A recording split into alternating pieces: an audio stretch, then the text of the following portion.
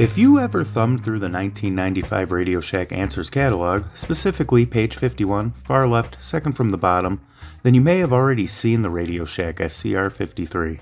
Described as full sound to carry around, at $59.99 in 1995 money, the RadioShack SCR-53 Boombox is definitely a substantial and quite weighty device. This is the type of device back in the day that I would have stuck some Warren G into and took it to the basketball court with me. Definitely far, far better than anything you would have gotten from Sound Design or one of the cheaper brands of the time.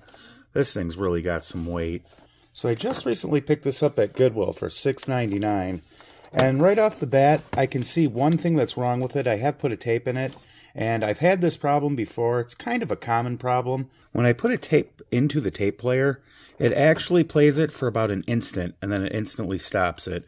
Now, that kind of tells me that there might be something wrong with either the take-up spool. I'm not sure if it's mechanical or if it's just a cogwheel. I'm not exactly sure. It also has a major problem with its slide potentiometer, or its volume knob. This one's actually really bad. I will go ahead and show you.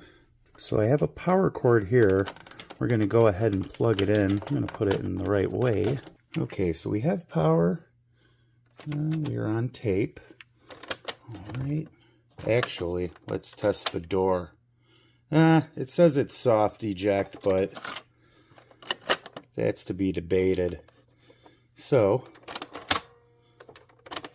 you can see I hit play and then it stops automatically. But you can't hear anything because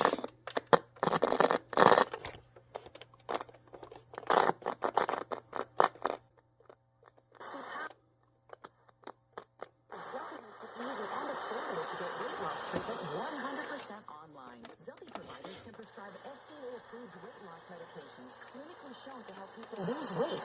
Okay, is that bound?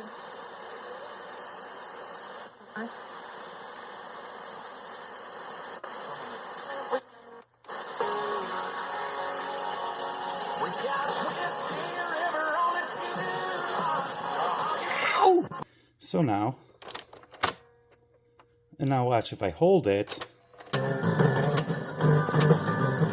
probably not good to do. I don't want to get the tape rolled up into the pinch roller, because I've had tape decks that have had the same symptom before, and they would actually pull it up into the pinch roller, pretty much because the take-up spool wasn't taking up the slack.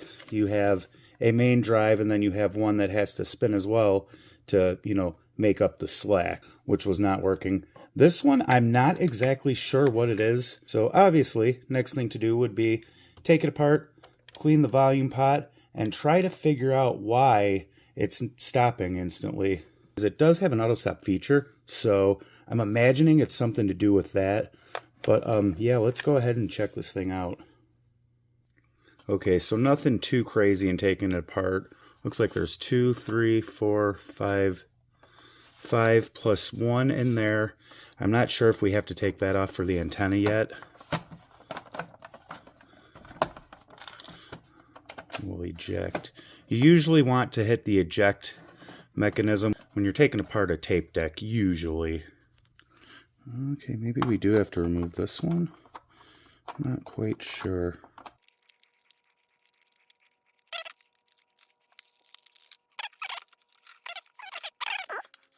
In the screws, and then it folds up like this. Antenna.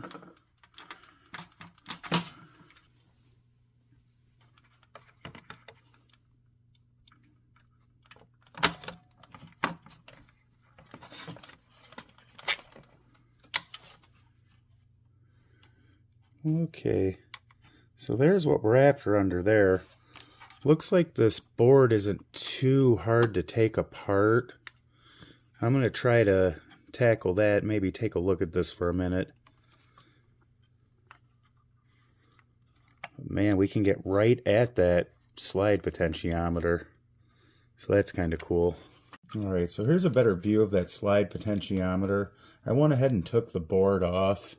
So what I'm going to do for this is actually take some isopropyl alcohol and put it on a Q-tip And then just kind of give it a really good scrubbing. Now I'm not sure if isopropyl alcohol is the best for this, but look at that. But I mean, like I said, for me in a pinch, it works. Kind of seems like these should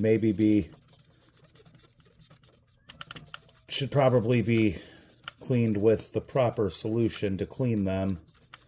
I think there's a little bit of a lubricating property in the special cleaners for these. So I'll do that and just sweep it through. That should do something for us. Alright, I've got the board flipped over. I'd hate to say it, but I don't think it has anything to do with any of these belts.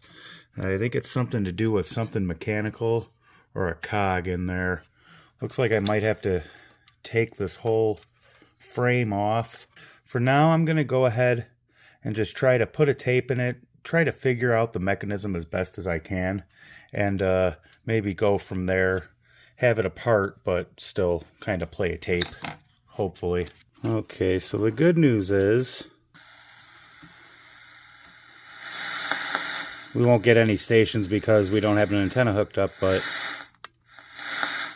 volume pot came around, so that's pretty good. Bad news is it still stops.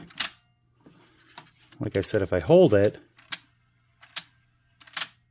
oh, well, turn that up. If I hold it,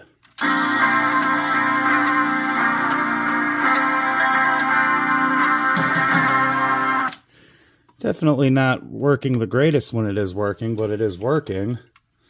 Yeah, I don't know what to do here, to be honest with you. I've tried cleaning this little contact switch here. Seems like everything is there, nothing is broken. But it seems like it has something to do with that auto stop, so I don't know. Right, so I apologize beforehand for the shaky camera angles. But if you see this little tiny spring right there, that is just a little bit thicker than a human hair, that is the whole problem. It took me about, I don't know, 30 minutes to figure it out.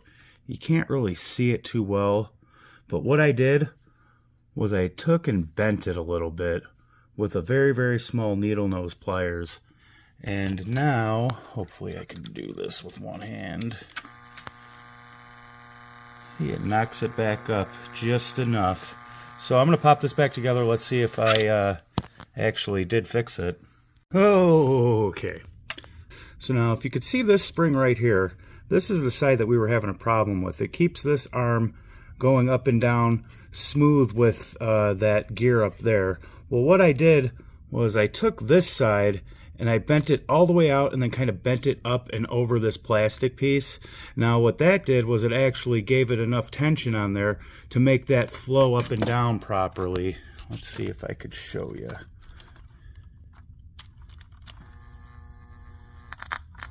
Here we go.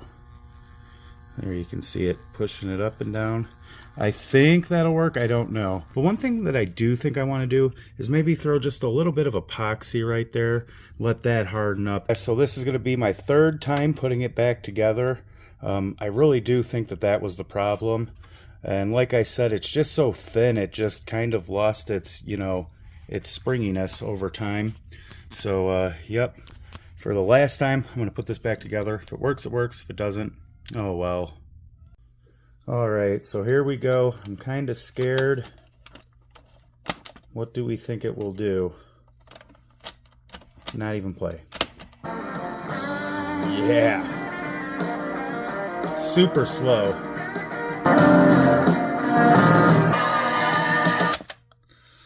I mean, they stole the song, so am I really going to get in trouble for it?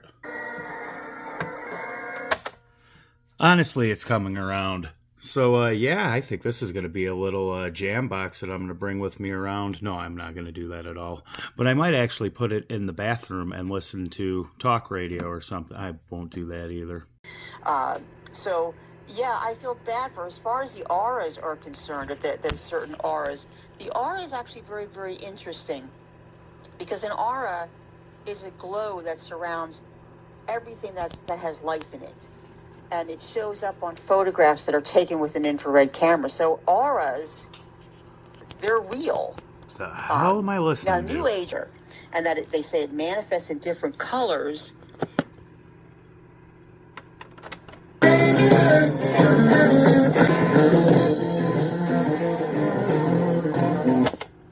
I'd say it's pretty full sounding. But definitely, all in all, brethren to the Optimus Pro 7, it was a couple pages away in that 95 catalog.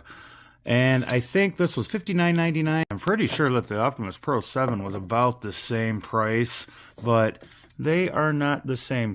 Honestly, if you've seen those Grand Prix boomboxes or even the little mini boomboxes, the inside components of these and the way that they're made really reminds me of that. I'm sure there was some type of Chinese company that was out there that was making these for a number of different companies that can, just kind of slap their name on it, kind of a cookie cutter design. But yeah, and once again, it really goes to show, if you go and try to find one of these tape decks, go ahead and take them home. Try to, figure out what's wrong with them. Most of the time, it's just belts.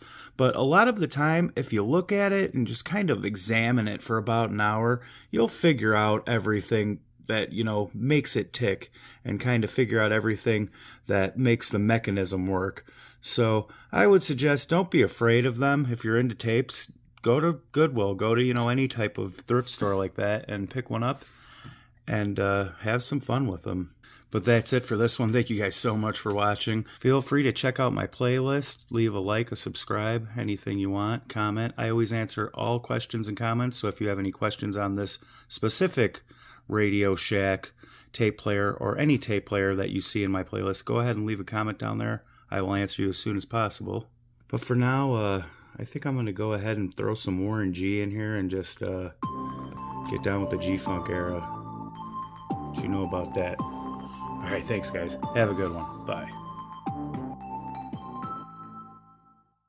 Result of the random movement of all these charged particles in the body that are caused by heat. What? So it's normal energy that comes from your body, that just comes from the inner workings of the body. It has nothing to do with any of these supernatural. Okay.